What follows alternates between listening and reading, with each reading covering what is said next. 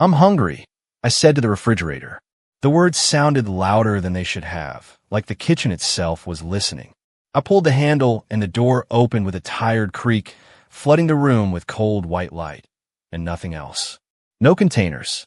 No leftovers. No forgotten apple rolling in a drawer.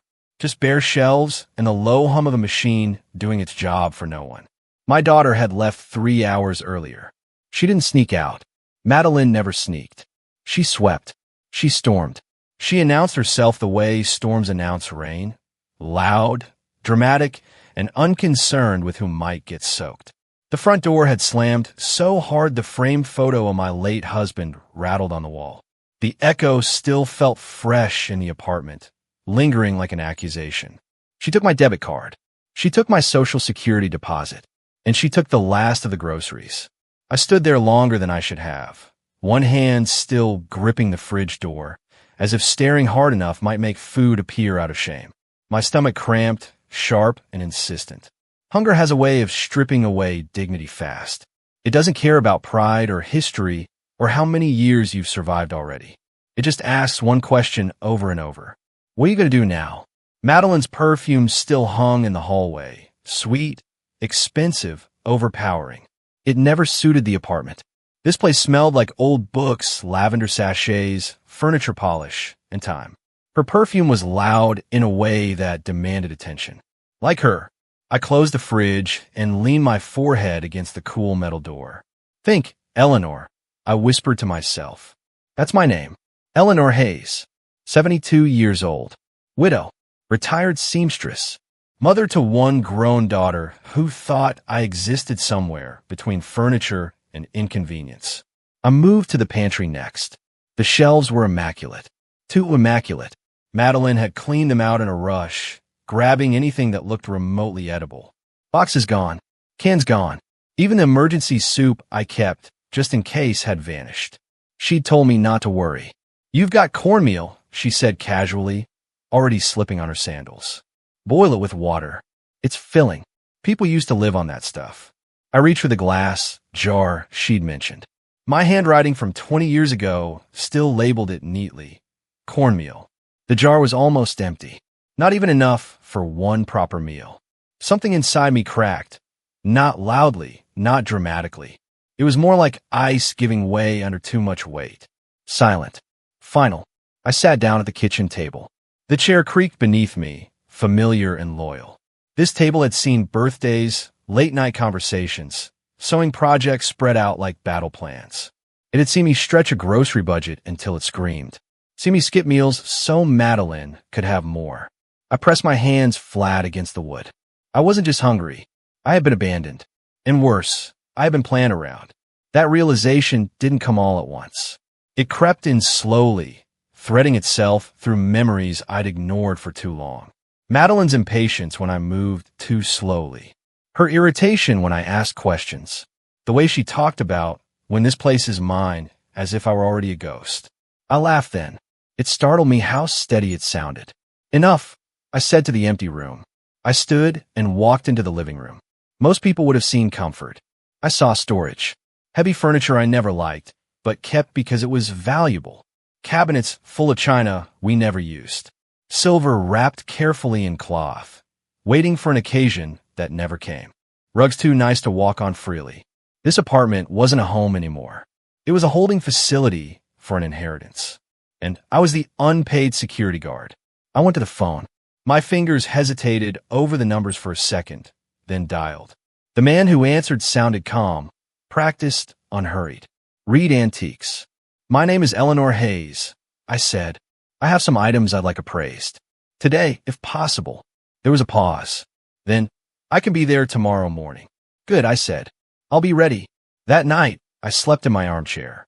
Not because I was tired, but because I didn't trust myself to lie down and pretend everything was normal. Thomas Reed arrived at 9 sharp. Gray-haired, neatly dressed, eyes that missed nothing. He stepped into my living room and stopped short, not in awe, but in recognition. You've been living with museum-grade pieces, he said carefully. Yes, I replied, and I'm done starving for them. He smiled then, not kindly, but respectfully. We started with the silver. He handled each piece like it mattered. Explain value, history, market demand. I listened closely, asked questions, negotiated. When he named his first price, I shook my head. That's not acceptable, I said calmly. His eyebrows lifted. You're not desperate, he noted. No, I said. I'm hungry. There's a difference. We settled on a number that made my chest feel light. When he placed the envelope in my hands, I didn't feel guilt. I felt relief. He asked if I was sure. I said yes. After he left, I didn't sit down and clutch the money like a lifeline. I put on my best coat and walked downtown. I passed the discount grocery store where I'd spent years calculating cents. I didn't go in. I walked into the market with glass cases and warm lighting, the kind of place I used to hurry past. That day, I didn't hurry. I bought bread, still warm from the oven, cheese that smelled like heaven, peaches that dripped juice down my wrist, real butter, thin slices of cured meat. I carried my bags home like treasure. I set the table properly. White cloth, good plate, silver fork, and I ate. Slowly, deliberately, joyfully. The first bite nearly made me cry.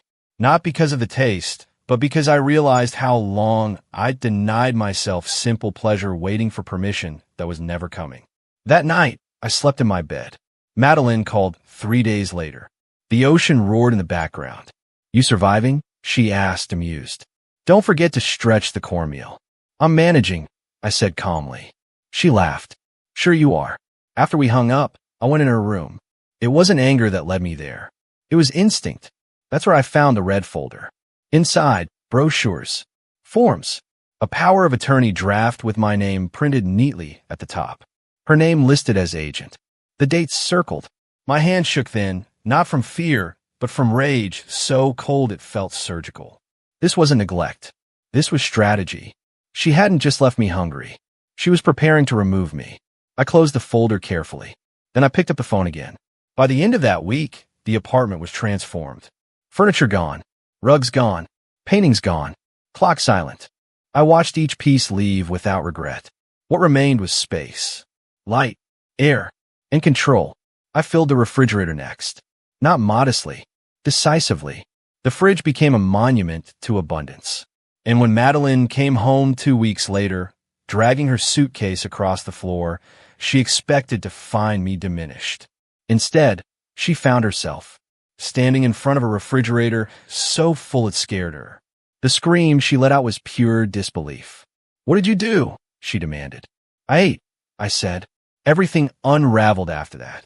Accusations, threats, calls to authorities. But she hadn't counted on witnesses, or paperwork, or the fact that I was no longer afraid of being alone.